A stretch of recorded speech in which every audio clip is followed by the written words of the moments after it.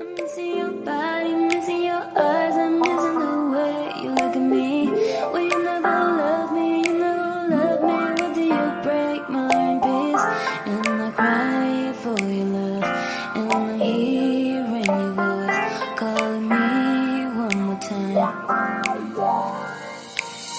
I'll never call your phone, baby, oh baby. I would never.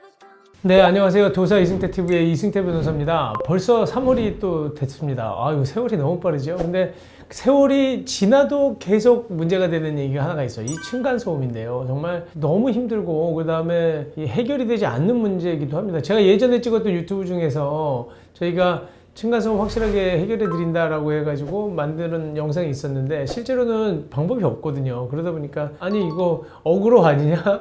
해결도 못 해주면서 이렇게 얘기를 하시더라고요. 근데 실제로 그게 어려운 게 이 층간소음이에요. 저도 뭐 완벽하게 이게 해결이 됐으면 없어졌겠죠, 이 문제가. 근데 층간소음 계속 문제가 되다 보니까 정부에서도 지금 수년째 뭐 대책을 마련하고 있는데 지난번에 저희가 한번 설명드린 거 있어요. 환경분쟁 조정위원회에서도 배상 금액을 한 170% 거의 2배 가까이 올렸거든요. 그 다음에 또 하나는 지금 만약에 준공 때 법적 기준을 만족하지 못한 시공사에 대해서는 손해배상 책임 묻겠다라고 하는 거 법 개정할 거다라는 얘기를 드렸었는데요. 거기에 대한 관련 기사가 나와서 오늘 제가 기사를 좀 읽어드리려고 그래요. 한번 볼까요? 층간소음 어기면 수백억 토해내야 된다. 그 다음에 손해배상 폭탄 터지나 이렇게 지금 해놨거든요. 근데 이게 저도 배운 단어가 어그로 이거 억지로 끌고 온 것 같은 기사기도 해요. 뭐냐면 손해배상 폭탄 터지나 이렇게 끌어들이면 이 기사를 막 보게 되는데 실제로 내용은 뭐 그때 제가 얘기 드린 법 개정하고 관련된 문제기도 해요. 한번 내용 보시면요. 신축 아파트의 층간소음이 기준치 49dB를 초과하면 건설사들이 전용 84제곱미터를 기준으로 해서 가구당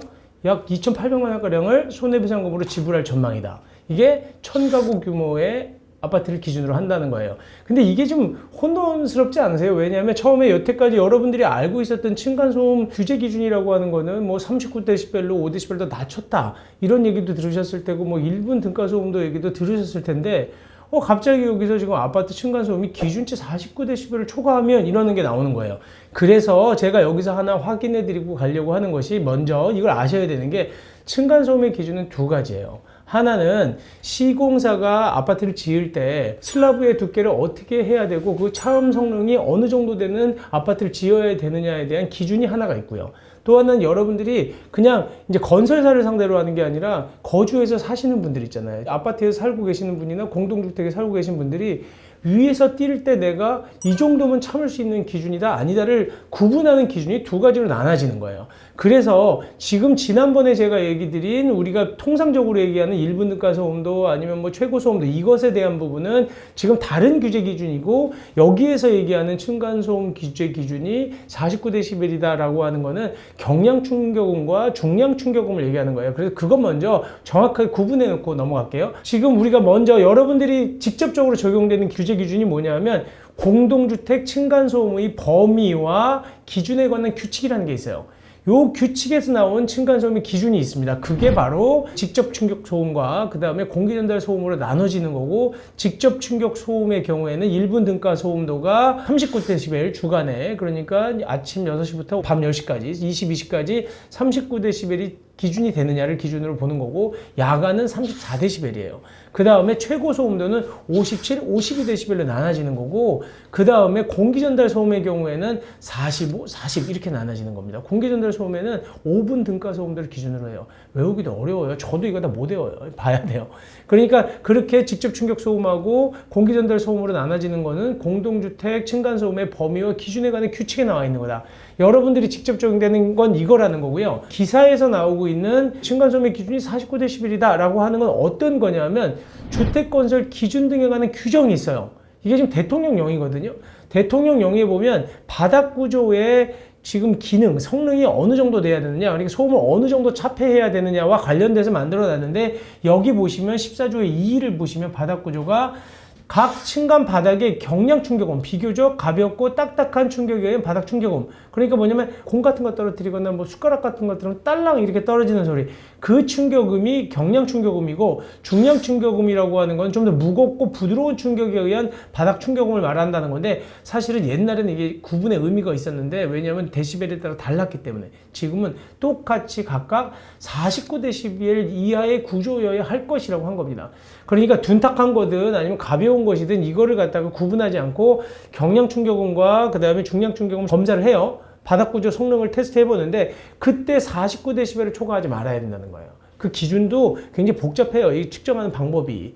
그러다 보니까 기사에서는 별다른 얘기 없이 그냥 그냥 층간소음의 기준치를 초과하면 49데시벨을 초과하면이라고 했는데, 갑자기 이제 이해가 안 되는 거예요. 여러분들 입장에서는. 그래서 제가 주택건설의 기준에 관한 규정과 그 다음에 또 하나 공동주택의 층간소음의 범위 및 기준에 관한 규칙이 다르다라는 거를 먼저 설명드리고 가야지 이게 내용이 이해가 되는 겁니다. 그래서 이것과 관련해서 지금 한국국토안전관리원에서 공동주택 바닥 충격음 손해배상 가이드라인을 마련했다는 겁니다. 그래서 이 기사를 쓴 거예요, 지금. 가이드라인에 따르면 보니까 이 돈이 무려 약 2,800만 원가량 나갈 수 있다. 근데 지금 여기에 1000가구 규모 아파트의 수백억 원에 달한다고 하는데 무슨 기준인지를 모르잖아요. 무조건 그냥 1000가구 아파트가 넘으면 가구당 최고 2,800명이나 줘. 그래서 제가 어그로 얘기를 좀 드렸던 건데요. 층간소음 기준치 초과 시에 재시공 전체 비용하고 입주자 지체보상금을 포함해서 배상을 산정해 줘야 된다고 했는데, 그게 그냥 무조건 준다는 건 아니고요. 지금 아까 얘기 드린 것처럼 주택건설 기준 등에 관한 규정에 적합하지 않은 아파트를 만들면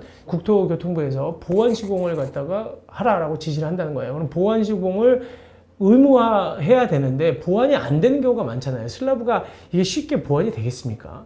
그러다 보니까 보완이 안 될 경우에는 지금 손해배상으로 돈을 물어줘라 라고 지금 법을 바꾸다 보니까 그거와 관련해서 기본적으로 손해배상금이 산정이 될 수밖에 없다는 거예요. 그래서 어떻게 손해배상금의 기준을 정할 거냐? 이건 지역별 분양가와 허용기준 초과 데시벨에 따라 세분화하겠다. 그리고 경량 충격음과 중량 충격음은 똑같이 49데시벨이니까 차이는 없다는 거예요. 그러니까 49데시벨을 5데시벨 초과했느냐 10데시벨 초과했느냐에 따라서 가중치를 두겠다는 거고, 그 다음에 집값이 그리고 분양가에 따라 좀 다르겠죠. 왜냐하면 평당 만약에 8천만 원 되는 아파트의 경우에, 그래서 뭐 집값이 30평만 하더라도 뭐 그 40억가량 되는 아파트, 30억가량 되는 아파트가 5억짜리 아파트랑 같은 금액을 부과할 수 있겠느냐, 그런 고민도 하는 것 같아요. 그래서 우선 중량 충격음 성량 미달 및 경량 충격음 성능 확보 시에 따져보니까 제곱미터당 최저 27만 8,614원에서 최고 30만 원까지 나오더라라는 거예요. 서울 기준으로 해서. 그러다 보니까 초과 데시벨에 따라서 최고 33만 원까지 나오더라. 기본적으로 건설사에서는 앞으로 이렇게 공사비도 계속 오르고 있는데, 이런 거액의 손해배상금까지 더해지면 건설사들의 부담이 가중될 것이라는 우려도 적지 않다. 그리고 업계 한 관계자는 중소건설사의 경우 한 해 영업이익에 맞먹는 수준이라면서 층간소음 규제 문제점과 별개로 손해배상이 너무 과하게 책정된 것 같다라고 말하고 있다는 거예요.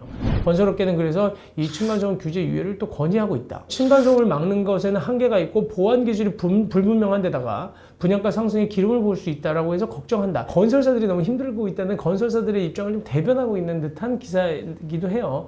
그래서 이제 국토부에 따르면은 22년 8월 이후에 사업계획 승인을 신청한 아파트부터 적용 대상이 되는데, 첫 대상 단지들은 올 하반기에 준공이 도래한다는 거예요. 그러니까 22년 8월 이후에 사업계획 승인을 신청한 아파트, 그때부터 허가받은 아파트인데 그때쯤 되면 층간소음 규제와 관련된 논쟁이 더 뜨거워질 것이다. 과연 정부가 지금 의사들 파업하는 것처럼 이걸 밀고 나가겠느냐, 아니면 또 중간에 유예를 또 하겠느냐, 이건 또 뭐 그때 두고 봐야 되겠죠. 근데 어쨌든 실질적으로 이거 시행하도록 되어 있어요. 근데 어떤 일이 벌어질지는 또 지켜봐야 될 것 같습니다. 그래서 국토부 관계자는 이번 보고서가 관리원에서 연구 차원으로 나온 것으로 직접적으로 반영되는 것은 아니다. 보안직원 공법 등 추가 연구를 토대로 손해배상 가이드라인을 마련할 예정이다라고 했거든요. 근데 이거 100% 소송 가죠. 국토부에서 이거 가이드라인 만들었다고 해서 그 돈 주는 사람이 어디 있겠어요.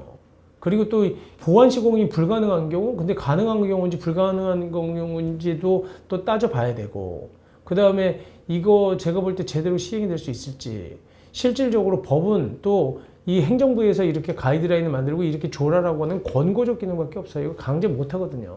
법으로 명시하지 않는 이상. 그리고 손해배상 청구는 누가 해야 될 것인지도 복잡한 문제들이 남아서 아마 이것도 또 몇 년 동안 해결되지 않는 문제로 남을 가능성도 있습니다. 문제는 층간소음이 너무 이게 삶을 힘들게 하다 보니까 여러 가지 방안을 마련하고 있지만 제가 계속 얘기하는 거지만 사시는 분들이 좀 조심하셔야 돼요. 사시는 분들이. 그리고 서로 예의를 지켜야 되는데 저는 층간소음도 그렇지만 엘리베이터 가끔 타면요.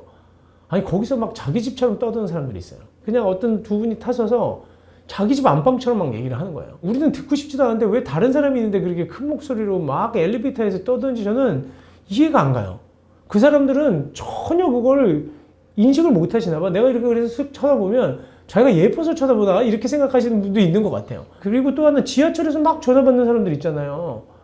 그리고 기차 안에서도 전화 받으려면 나가서 조용히 받아야 되는데 여기다 블루투스 키고 큰 소리를 받는 거야. 아니 저분들은 도대체 무슨 생각으로 사시는 분들인가. 가서 정말 조용히 하라고 제가 지하철에서 가끔 얘기한 적도 있는데 그러다가 또 싸움이 날까 봐 저도 자제는 하지만 정말 이러면 안 된다는 거예요. 그러니까 그분들이 집에서 자기 집에서는 오죽하게 하는 거예요. 이런 문화가 좀 바뀌어야 돼요. 정말 여러분들 한번 생각해 보세요. 우리나라처럼 지나가다 어깨를 툭 치고 지나가면서도 아, 죄송합니다, 미안합니다 안 하는 나라는 우리나라밖에 없어요. 외국만 우리나라 사람도 나가면 전부 다 I am sorry, 어머 죄송합니다 이 얘기를 입에 달고 살아. 여행만 가도 I am sorry를 달고 살아. 외국 나가도 우리나라 사람. 한국에서는 지나가다 툭 쳐도 미안하다 소리 한마디 안 해요. 그냥 쳐다보고 가요. 참 이런 거 보면 이게 우리의 문화도 좀 돌이켜봐야 될 필요가 있지 않냐. 이게 우리가 소득이 올라오고 뭐 소득이 3만 불 그 다음에 OECD에 우리가 선진국으로 올라오고 있는 것만큼 과연 우리의 의식 수준이나 그 이런 공공 질서에 대한 부분이 과연 그렇게까지 올라와 있느냐. 우리가 중국 사람들 맨날 욕하지만 실제로 그거 중국 사람들이나 우리랑 다를 게 하나도 없어요. 왜 이렇게 공공장소에서 떠드는지 공공장소에 시끄럽게 하는지 제가 오늘 진짜 얘기하고 싶은 건 정말 조용히 좀 합시다. 조용히. 듣고 싶지 않아요. 다른 사람들은. 그러니까 우리가 이 층간소음도 마찬가지지만 이런 배려하는 문화가 좀 익숙해져야 된다는 거예요. 그래서 오늘은 진짜 요 기사도 한번 봤지만 이 층간소음 문제 앞으로는 이 사회가 정원한 환경을 좋아해요. 그리고 그거를 이제는 우리가 소득 수준이 올라가서 그런 삶을 살 수밖에 없는 거고 살기를 원해요. 그러니까 다른 사람의 생활 어떤 환경을 좀 해치는 행위는 정말로 삼가하셔야 된다는 얘기 드리면서 오늘 방송은 이것으로 마치도록 하겠습니다. 네, 감사합니다.